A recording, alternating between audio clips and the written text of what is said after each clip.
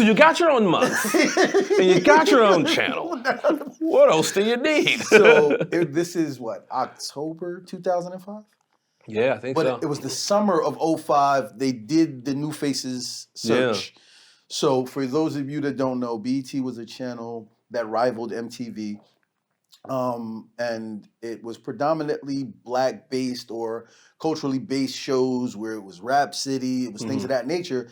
And they were going to a younger, fresher demographic, and they were looking for new hosts for various shows that they were going to either create or they were going to replace hosts on those shows that were already there. So they had a nationwide competition where they were looking for talent to come and audition to be one of those new people. So I auditioned in New York accidentally. Yeah. Like literally, I had one Rap City, I had one Freestyle Friday on 106 and Park about a month prior to the auditions. And a couple of friends of mine, shout out to Bradley and Joe Kima, because they wanted to try to be hosts on the networks. So they wanted to audition. In order for me to wait online with them, I had to audition as well. So I auditioned. Carlos King, shout out to Carlos. He's the one that did my initial audition.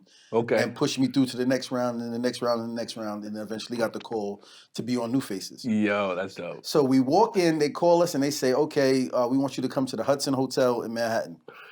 And I said, all right, well, what are we doing? They said, we just want you to come to the Hudson Hotel. We're going to let you guys know what's going on. So we didn't even know it was going to be multiple people at the time.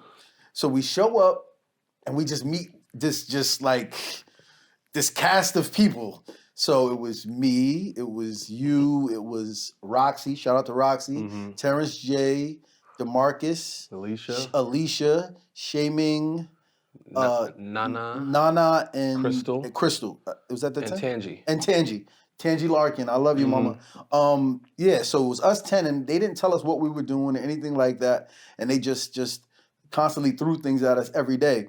And the one thing I always remember is that out of all of us, because most of us were all novice at the time, except for you and Roxy for the most part, because Roxy had already been doing radio in Chicago, if I'm not mistaken. Yeah. And I think Tangy was doing some radio as well. Yeah. And for y'all, so if you remember the original iPod commercials, there's a silhouette of a girl with an afro dancing with the headphones on. That was Nana. That was Nana.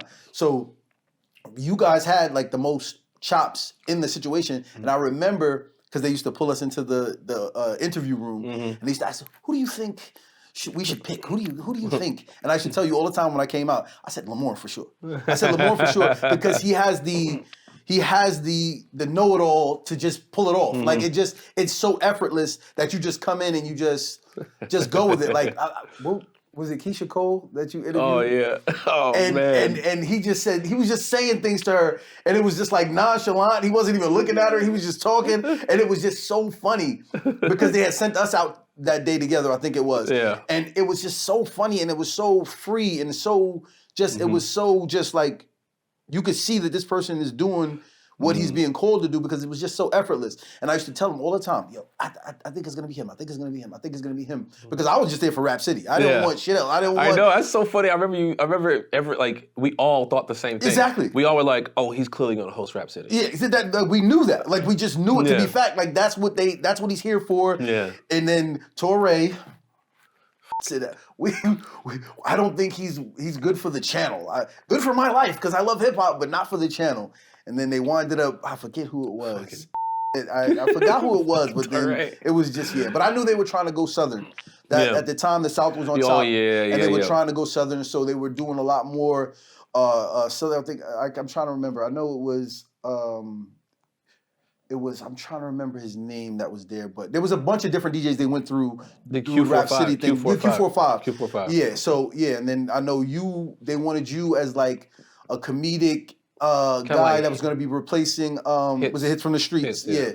So it was the spots were filled in, and I would never forget like the day they said I did an interview with Tony Yayo, and they was like, "Oh, you were talking about his jewelry. We felt like you were being a groupie."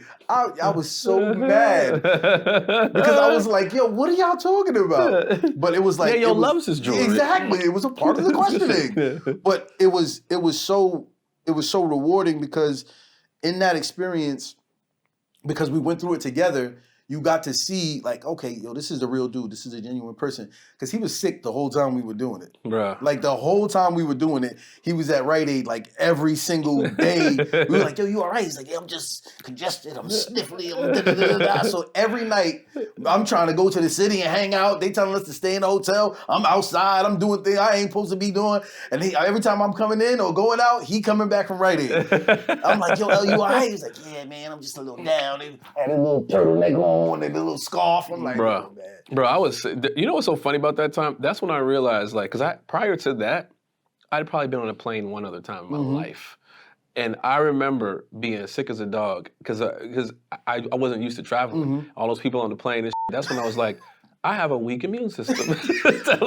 It was in that moment. You were supposed to be wearing face masks before face masks became popular. Bro, to this day, every time I get on the flight now, I got to load up on wellness formula and garlic and herbs. Vitamin C, everything. Bro, because I get off that plane and immediately I can't breathe. I believe it. Man, it's so funny you say that because I was like, damn, I'm so sick. For sure. I was pissed too because I was like, here I am with this golden opportunity. Opportunity of a lifetime. And I can't take advantage of it the right way. Yeah. I'm like, bruh. and so we went through that. They wound up picking, I think it was you, Terrence, Roxy for 106 in Park. They were going to create things for you.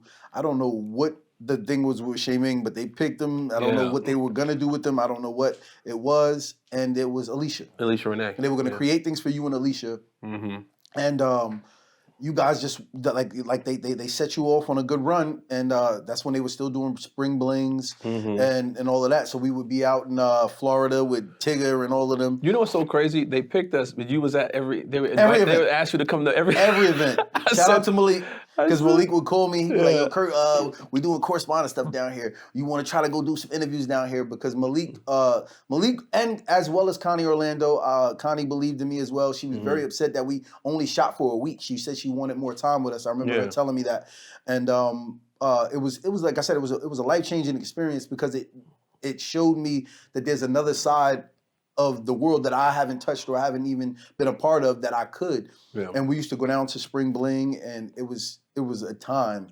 Yeah. And we used to go down to Spring Bling, and I used to come up to 106 all the time. And then you were shooting Hot Wired. Hot Wired, Hot Wired was the first show that they gave you. And then you would do like correspondence stuff at Spring Bling. And like, so we would, so I would come and we'd be together the whole time.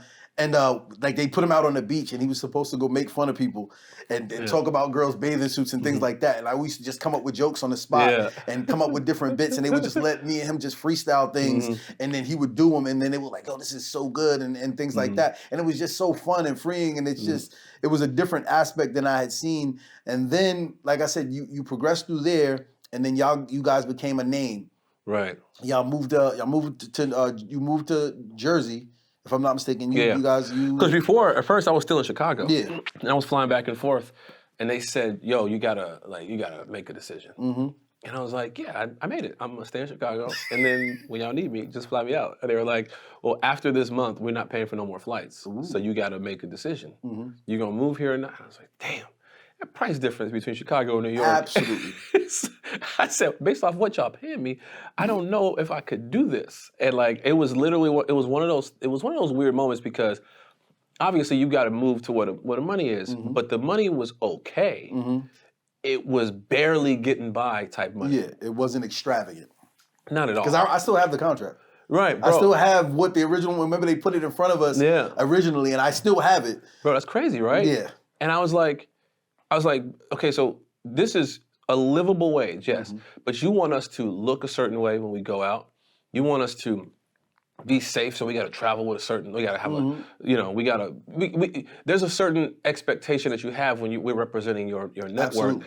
And I was like, one of the biggest networks in the world at the time. Yeah. And I was like, and I'm barely covering the rent. And I moved out to Jersey because it was a little cheaper in Jersey. Right across the water. Right across the water. And so I just remember being like, damn, like how am I gonna get these like brand deals? Like, cause I remember coming from the commercial world where the money was better. Yeah, because you were getting like residuals from the commercials. And things like that. Like you do one commercial, bro, you can get 6 figures potentially. You know what I'm saying? Depending on how much they run it and over time. Like, so I was like, yo, that's a big difference. And I'm looking at Terrence, I'm looking at Roxy. They being like Terrence told me the blueprint. I just didn't have the team to help me get to that.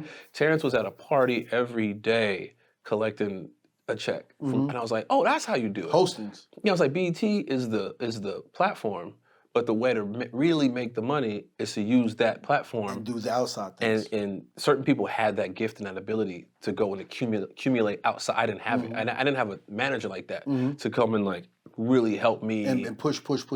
Yeah, so I was just always like because Terrence was being managed by Tigger's manager. Yeah, Jason Riley. Yeah. Jason Riley. So that's how that came into being.